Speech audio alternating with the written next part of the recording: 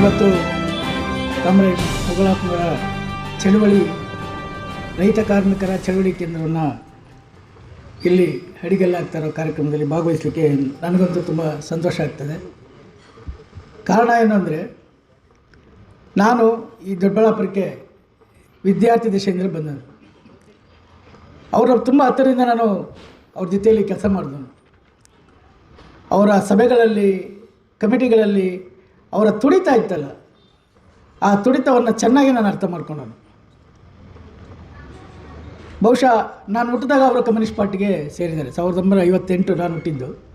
ಅವರು ಕಮ್ಯುನಿಸ್ಟ್ ಪಾರ್ಟಿಗೆ ಸೇರಿದ್ದು ಕೂಡ 1958. ಅಂದರೆ ಒಂದು 66 ವರ್ಷಗಳ ಕಾಲ ಆಗಿದೆ ಈ ಒಂದು ಭವನವನ್ನು ಇವತ್ತು ನಿರ್ಮಾಣ ಮಾಡ್ತಾಯಿದ್ವಿ. ಅದಕ್ಕಾಗಿ ಒಂದು ಸಂತೋಷವನ್ನು ವ್ಯಕ್ತಪಡಿಸ್ತಾ, ಇವತ್ತು ಅವರ ಚಳವಳಿ ಕೇಂದ್ರ ಅಂದರೆ ಮುಗಳಪ್ಪನವರು ಸೇರಿದ್ದು ಕಮ್ಯುನಿಸ್ಟ್ ಪಾರ್ಟಿಯನ್ನು. ಸ್ವತಂತ್ರ ಚಳವಳಿ ಆದಮೇಲೆ ಆಗಲೇ ಎಲ್ಲ ಮಾನ್ಯರು ಮಾತಾಡಿದ್ದಾರೆ, ಅದ್ರ ಬಗ್ಗೆ ಎತ್ತು ಹೇಳೋಕ್ಕೆ ಹೋಗೋದಿಲ್ಲ. ಕಮ್ಯುನಿಸ್ಟ್ ಪಕ್ಷವನ್ನು ಅವರು ತನ್ನ ಆಯ್ಕೆ ಮಾಡಿಕೊಂಡು ಇಡೀ ಜೀವಿತ ಕಾಲದವರೆಗೆ ಅವರು ಕಮ್ಯುನಿಸ್ಟ್ ಪಕ್ಷವನ್ನು ಕಟ್ಟೋದಕ್ಕೆ ಕೆಲಸ ಮಾಡಿದ್ರು. ಅಂದರೆ ಅರ್ಥ ಏನಂದರೆ, ಈ ಒಂದು ದೇಶದ ಒಳಗಡೆ ಸಮಾನತೆ ಬರಬೇಕು, ಎಲ್ಲರೂ ಸಮಾನವಾಗಿ ಬದುಕ್ತಕ್ಕಂಥ ಒಂದು ವಾತಾವರಣ ನಿರ್ಮಾಣ ಆಗಬೇಕು ಈ ದೇಶದಲ್ಲಿದ್ದ ಆಶಯವನ್ನು ಇಟ್ಕೊಂಡಂಥವ್ರು. ಅವರ ಜೊತೆಯಲ್ಲೇ ಇನ್ನೊಬ್ಬರನ್ನ ನಾನು ನೆನೆಸ್ಕೊಳ್ಳೇಬೇಕಾಗ್ತದೆ. ಶ್ರೀ ರಾಮಭದ್ರಯ್ಯನವರು, ತೇಜಸ್ವಿಯವರ ತಂದೆ, ಅವರು ಶಾರದಾ ಟ್ಯೂಟೋರಿಯಲ್ಸ್ ನಡೆಸ್ತಾಯಿದ್ರು. ಇಲ್ಲಿ SFI ಕಟ್ಟಬೇಕು ಅಂತ ನಾನು ಬಂದಾಗ ಅವರು ಟ್ಯೂಷನ್ಗೆ ಕರ್ಕೊಂಡೋಗಿ, ಬನ್ನಿ ಇಲ್ಲಿ ವಿದ್ಯಾರ್ಥಿಗಳಿದ್ದಾರೆ, ನೀವು ಜೊತೆ ಮಾತಾಡಿ ಅಂತೇಳಿ SFI ಬಗ್ಗೆ ಮಾತಾಡಿಸಿ SFIನ ಕಟ್ಟಲಿಕ್ಕೆ ಸಹಾಯ ಮಾಡಿದ್ರು. ಈ ರೀತಿ ಕೆಲಸ ಮಾಡಿದಂಥವರಲ್ಲಿ ಇವರಿಬ್ಬರು ಕೂಡ ನನ್ನ ಕಣ್ಮುಂದೆ ಸದಾ ಪ್ರೇರೇಪಿತರಾಗಿದ್ದಾರೆ. ಅವರ ಚಟುವಟಿಕೆಗಳನ್ನು ಕಂಡು ನಾನು ಇವತ್ತು ಕೂಡ ಕಮ್ಯುನಿಸ್ಟ್ ಪಕ್ಷದಲ್ಲಿ ಉಳಿದಿದ್ದೀನಿ. ನಾನು ಯಾಕೆ ಇವತ್ತಿನ ಪರಿಸ್ಥಿತಿಯನ್ನು ನೋಡಿದಾಗ ಈ ಚಳವಳಿ ಕೇಂದ್ರದ ಅಗತ್ಯ ಏನಿದೆ. ಕಳೆದ ವಾರ ಕೂಡ ನಾವು ದಾಸರಳ್ಳಿಯಲ್ಲಿ ಅಲ್ಲೊಂದು ಶಕ್ತಿ ಭವನವನ್ನು ಅಡಿಗಲ್ಲನ್ನು ಹಾಕಿದ್ದೀವಿ. ನಮ್ಮ ಬೆಂಗಳೂರಿನಲ್ಲಿ AKG ಭವನ ಇದೆ, ಸೂರಿ ಭವನ ಇದೆ. ಅದೇ ರೀತಿಯಲ್ಲಿ ಇವತ್ತು ಇಲ್ಲಿ ಮುಗಳಪ್ಪನವರ ಚಳವಳಿ ಕೇಂದ್ರವನ್ನು ಮಾಡ್ತಾಯಿದ್ದೀವಿ. ಈ ಎಲ್ಲ ಚಳವಳಿ ಕೇಂದ್ರಗಳು ಕೂಡ ತ್ಯಾಗದಿಂದ ಬಂದಂಥವು, ಕಾರ್ಮಿಕ ವರ್ಗದ ತ್ಯಾಗದಿಂದ ಬಂದಂಥವು. ಇವತ್ತು ಈ ಜಾಗ ಕೂಡ ವಿಶೇಷವಾಗಿ LML ಕಾರ್ಮಿಕ ವರ್ಗಕ್ಕೆ ಮತ್ತು ಇತರೆ ಕಾರ್ಮಿಕರಿಗೆ ನಾವು ಧನ್ಯವಾದವನ್ನು ಹೇಳಬೇಕಾಗಿದೆ. ಅವರ ಕೊಡುಗೆಯಿಂದಾಗಿ ಇವತ್ತು ಈ ಜಾಗ ಇಲ್ಲಿ ಸಿಕ್ಕಿದೆ ಅನ್ನೋದನ್ನು ನಾನು ಹೇಳಲಿಕ್ಕೆ ಬಯಸ್ತೇನೆ.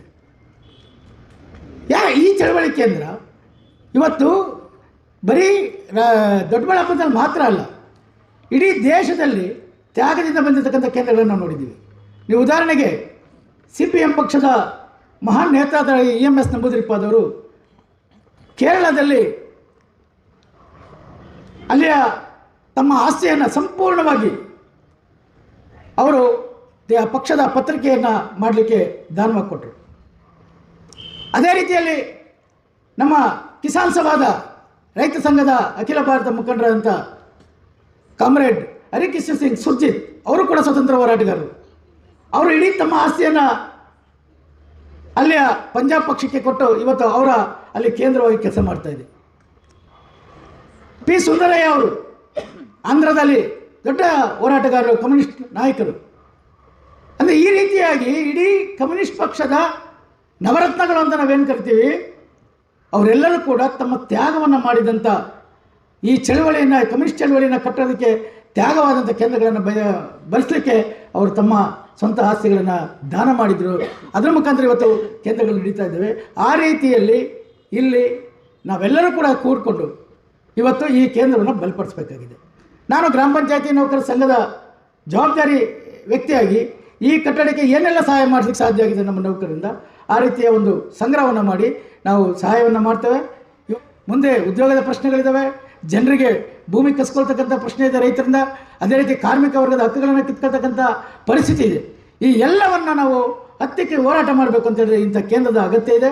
ಹಾಗಾಗಿ ಈ ಕೇಂದ್ರದಲ್ಲಿ ಇದ್ದು ನಾವೆಲ್ಲರೂ ಕೂಡ ಕೂಡಿ ಇದನ್ನು ಆದಷ್ಟು ಬೇಗ ಕಟ್ಟಿ ಇದು ಒಂದು ರಾಜಕೀಯ ಚಳವಳಿ ಕೇಂದ್ರವಾಗಿ ಮಾರ್ಪಡಬೇಕು, ಕಮ್ಯುನಿಸ್ಟರ ಚಳವಳಿ ಕೇಂದ್ರವಾಗಿ ಮಾರ್ಪಡಬೇಕು ಅಂತಕ್ಕಂಥ ಆಶಯವನ್ನು ಇಟ್ಟುಕೊಂಡು ನಾನು ಮಾತಾಡಲಿಕ್ಕೆ ಅವಕಾಶ ಕೊಟ್ಟಿದ್ದಕ್ಕೆ ತಮ್ಮೆಲ್ಲರಿಗೂ ಧನ್ಯವಾದಗಳನ್ನು ಹೇಳಿ ನಾನು ಮಾತು ಮುಗಿಸ್ತೇನೆ. ಇನ್ಕೆಲ್ಲ ಜಿಂದಾಬಾದ್.